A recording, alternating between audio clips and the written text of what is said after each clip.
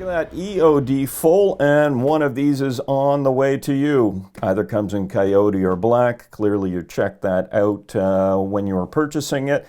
So let's take a look at what's inside, and I'm just going to give you a couple quick tips on how to get the most out of your set.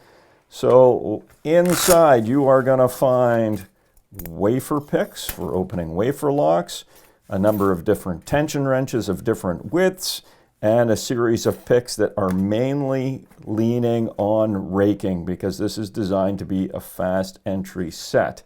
So raking, I'll show you another video after this one that kind of gives you the main tips, but raking, you're really going to want to go to the back of the lock, run the pick as quickly as you can over the top of the pins, and let it skip that lock open. And again, there'll be more on that after.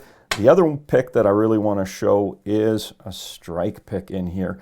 And a lot of people are confused when they first try this out, and that they know that they're to reach into the back of the lock and they're trying to pull down the prowl to get it to open. But what they miss is that while you're doing that, you actually have to press down on the hasp, and that lets you get the pick into position to then open up the lock. And you're really just reaching back in and just trying to lightly swipe it open. And that is often on our site, we refer to that as the shank. And then the mini gym. Great tool for working locked but live latches. And we'll show you a little clip on how that works right now.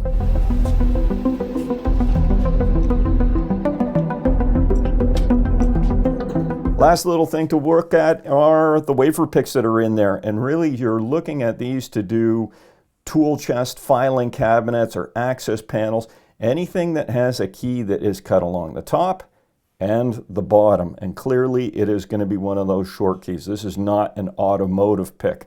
But what you can use as a wafer automotive pick would be that much longer octo rake that you have there.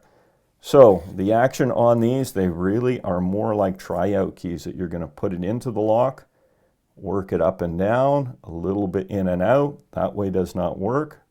Turn it over, go again, and go through the various ones. You can use it without a tension wrench, just going through and putting pressure in like a key, or people will do it double-handed where they will have the tension wrench in there and the key at the same time, working the lock. It just depends on the amount of room that you have. To be honest with you, I tend to go with just the wafer keys when I'm working these.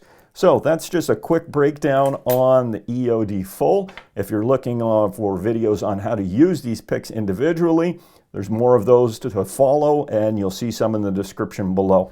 The EOD full from Sparrows.